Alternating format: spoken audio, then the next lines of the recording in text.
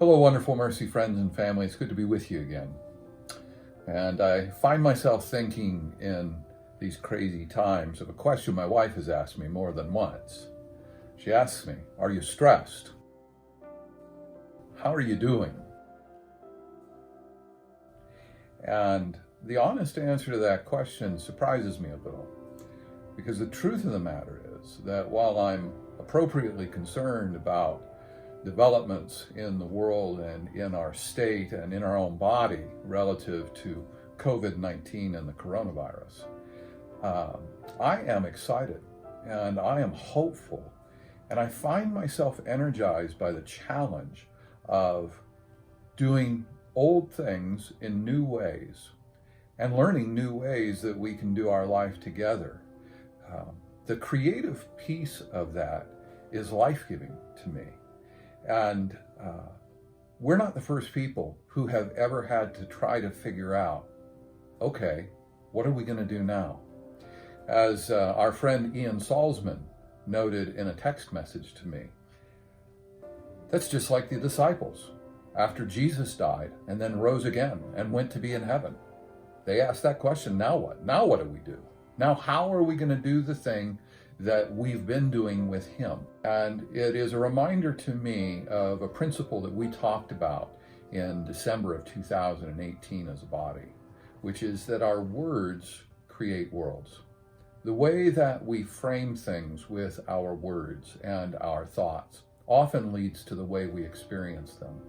And so in a time like this, when some people are fearful and even panicking, if that becomes our frame of reference, then our words will create those worlds in which fear inhabits. But it's also possible to look at it through the lens of opportunity.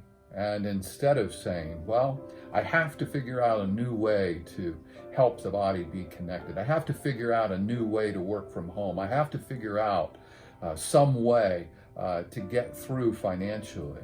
We can choose to use different words that creates a different way for us to live. We can choose an I get to perspective. I get to be a pastor of an incredibly great group of people in a very difficult, unprecedented time. That's what I get to do. I don't have to pastor through this time of crisis and pandemic. I get to. I get to lean into the Father's heart and find out what he's doing and what he wants. And I'm not alone in this. And I'm not thinking only of the great team God has given me to work with, Pastor Dirk and Pastor Jim and Pastor Lindsay and Pastor Lee and my wife, Jennifer. I'm thinking about all of you and your partnership in the gospel ministry that we share together. I get to do this with you. And you get to do this with me. And I want to encourage you again to think about the words that you are using to describe the time and the situation that you're in. Words literally create worlds. It was certainly true for God in the creation of the world. In the Genesis account, 10 times we read, and God said.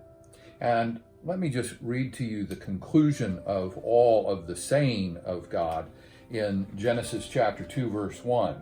We read after all of these times that God said, "Thus the heavens and the earth were completed in all their vast array."